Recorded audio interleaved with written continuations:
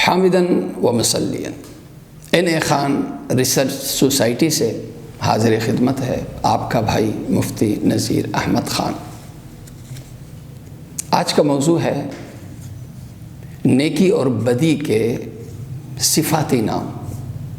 قرآن کریم نے نیکی اور بدی کے لیے مختلف نام استعمال کیا، اور ان ناموں کے لیے میں نے جو اصطلاح استعمال کی وہ نیکی بدی کے صفاتی نام۔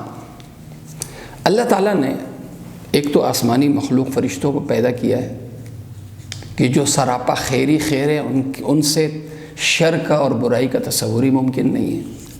لیکن زمینی مخلوق جو دو مکلف مخلوق ہیں، ایک انسان اور ایک جن، انسان کے مقابلے میں جنات کی فطرت میں شر غالب ہے، خیر مغلوب ہے، شر غالب ہے، جبکہ حضرت انسان کو اللہ تعالیٰ نے خیر پسند بنایا کہ خیر ہماری نیچر میں غالب ہے اور شر مغلوب ہے۔ اچھائی سے محبت کرنا، اچھے کو اچھی نظر سے دیکھنا، قدر کی نگاہ سے دیکھنا، برائی سے نفرت کرنا اور برے کو بری نظر سے دیکھنا، یہ انسانی فطرت ہے۔ تو گویا انسان کی فطرت خیر پسندی کی ہے۔ تو جب ہماری نیچر ایسی ہے تو اس کے لیے ضروری ہے کہ اس نیچر کے مطابق انسانی ذہن بھی ہو، انسانی معاشرہ بھی ہو۔ اب انسانی ذہن اور انسانی معاشرے میں نیکی کو کیسا ہونا چاہیے، اسی لیے قرآن کریم اس نیکی کو مختلف ناموں سے یاد کرتا ہے۔ ایک جو نام قرآن کریم استعمال کرتا ہے، فَسَنُيَسِّرُهُ لِلْيُسْرَى فَسَنُيَسِّرُهُ لِلْعُسْرَى، نیکی کے لیے قرآن یسرا کی اصطلاح استعمال کرتا ہے، اور بدی کے لیے قرآن کریم عسرا، یسرا کے معنی بہت آسان، آسان نہیں بلکہ بہت آسان، عسرا کے معنی مشکل نہیں بلکہ بہت مشکل۔ لہٰذا برائی وہ ہے کہ جس کا کرنا بہت مشکل ہو، نیکی وہ ہے جس کا کرنا بہت آسان ہو۔ جیسے کپڑے پہننا نیکی ہے، کپڑے اتارنا سر عام یہ برائی ہے۔ کپڑے پہننا بہت آسان ہے، کپڑے اتارنا بہت مشکل ہے۔ کسی انسان کی جان کی حفاظت یہ آسان ہے، لیکن کسی انسان کا قتل یہ بہت مشکل ہے۔ اچھے اخلاق کے ساتھ پیش آنا یہ آسان ہے، اور ایک اچھے شریف آدمی کے لیے بد اخلاقی بہت مشکل ہے۔ دوسرا لفظ جو قرآن کریم استعمال کرتا ہے نیکی کے لیے وہ ہے حسنہ، اور بدی کے لیے سیئہ۔ حسنہ اس کے معنی اچھائی کے آتے ہیں۔ حسنہ وہ ہے جو اپنی ذات میں، نیکی وہ ہے جو اپنی ذات میں اچھی ہو، نیکی وہ ہے جس کا انجام اچھا ہو، نیکی وہ ہے کہ جو اپنے کرنے والے کو لوگوں کی نظر میں اچھا بنا دے، یہ حسنہ ہے۔ سیئہ اس کے معنی غم اور پریشانی کے۔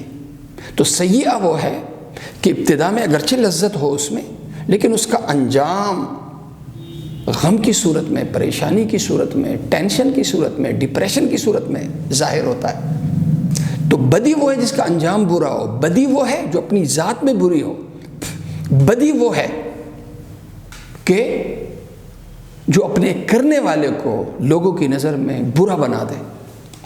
اسی لیے اللہ کے نبی صلی اللہ علیہ وسلم سے ایک صحابی نے سوال کیا، حضرت ابو امامہ رضی اللہ عنہ کی روایت ہے مسند احمد کی، کہ یا رسول اللہ نیکی کیا ہے، برائی کیا ہے؟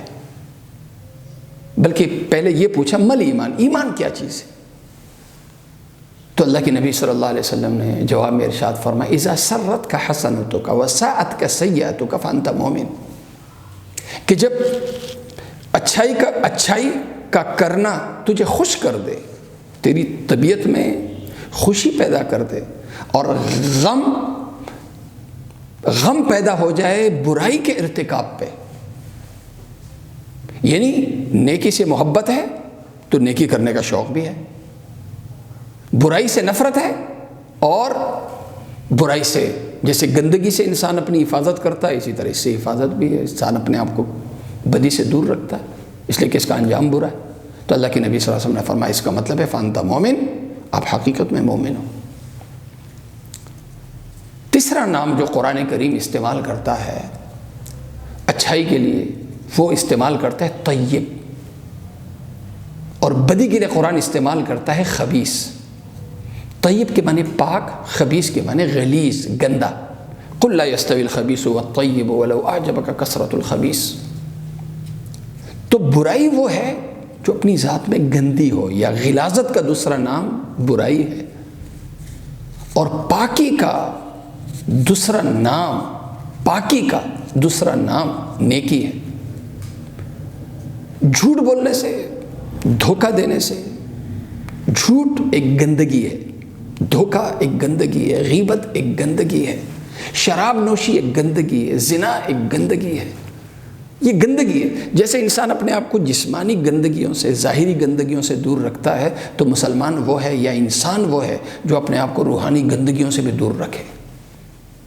پوچھا نا، انما الخمر والمیسر والانصاب والازلام رجس من عمل الشیطان، کہ جو شراب ہے یہ غلاظت ہے، لہٰذا بدی وہ ہے جو اپنی ذات میں گندی ہو، اور اچھائی وہ ہے جو اپنی ذات میں پاک ہو۔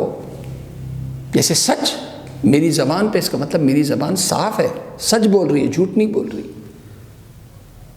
عفت پاکی کا دوسرا نام ہے، اچھا اخلاق یہ پاکی کا دوسرا نام ہے، کسی کے ساتھ حسن سلوک یہ پاکی کا دوسرا نام ہے۔ تو یہ اصطلاح، اسی طرح قرآن کریم نیکی کے لیے ایک اصطلاح استعمال کرتا ہے معروف اور منکر۔ معروف کے معنی جو دستور کا اور مسلم رواج کا لازمی حصہ بن جائے، کہ جس کا نہ کرنا لوگوں کو برا لگے۔ منکر وہ ہے کہ اس کے کرنے پہ ہر ایک انکار کر دے، جو ہر ایک کو عجیب لگے۔ جیسے اجنبی آدمی کسی علاقے میں آتا ہے تو لوگوں کو غیر لگتا ہے، تو برائی وہ ہے جو لوگوں کو غیر لگے، اور اچھائی وہ ہے جس سے ہر بندہ مانوس ہو، اور جس کو جیسے رسم و رواج کی جیسے غیر مسلم معاشرے میں پابندی کی جاتی ہے، اس طرح مسلم سماج، مسلم معاشرے میں سنتوں کی اور دینداری کی ایسی پابندی کی جائے۔ جیسے شادیاں ہیں، لوگ شادی خاندانی رسم و رواج، علاقائی رسم و رواج کے بغیر شادیاں نامکمل سمجھتے ہیں، اور اسی لیے مہنگے رسومات وہ ہوتے ہیں، اس کے بغیر شادی نہیں کرتے کہ جی ناک کٹ جائے گی۔ تو مسلم سماج میں سنت کی یہی جگہ ہے کہ اس کے بغیر انسان اپنے آپ کو برا سمجھتا ہے۔ جیسے مثال کے طور سے ایک بندہ آئے کسی محفل میں اور سلام نہ کرے تو لوگوں کو عجیب لگتا ہے۔ سلام نہ کرنا یہ منکر ہے، سلام کرنا یہ معروف ہے۔ تو نیکی کو عرف بنا دینا، نیکی کو عرف بنا دینا اور برائی کو اجنبی بنا دینا، یہ مسلم ذہن اور مسلم سماج کی عین ضرورت ہے۔ اگلی چیز، اگلا جو نام ہے وہ ہے خیر و شر۔ خیر کے معنی بہت اچھا، شر کے معنی بہت برا۔ بدی کے لیے شر اس لیے کہ بدی اپنے کرنے والوں کو لوگوں کی نظر میں بدترین بنا دیتی ہے، اور خیر وہ ہے جو اپنے کرنے والے کو لوگوں کی نظر میں بہترین بنا دیتی ہے۔ خیر وہ ہے کہ جب اس کا تقابل ہم دوسری چیزوں سے کریں، اس کے برعکس اعمال سے کریں تو ہمیں وہ بہترین لگتا ہے۔ بدی وہ ہے جب اس کا ہم تقابل دوسرے اعمال سے کرتے ہیں تو ہمیں بدترین لگتا ہے۔ لہذا بدی وہ ہے جو بدترین ہو، اور نیکی وہ ہے جو بہترین ہو۔ اب یہ قرآن کے صفاتی نام ہیں۔ بدنصیبی ہماری یہ ہے کہ آج چونکہ ہمارے معاشرے میں غیروں کی ذہنی غلامی اور غیروں کی نقالی میں ہم مبتلا ہیں، اور میڈیا کے ذریعے اسی کی سوچ دی جا رہی ہے، اسی کی ذہن سازی کی جا رہی ہے۔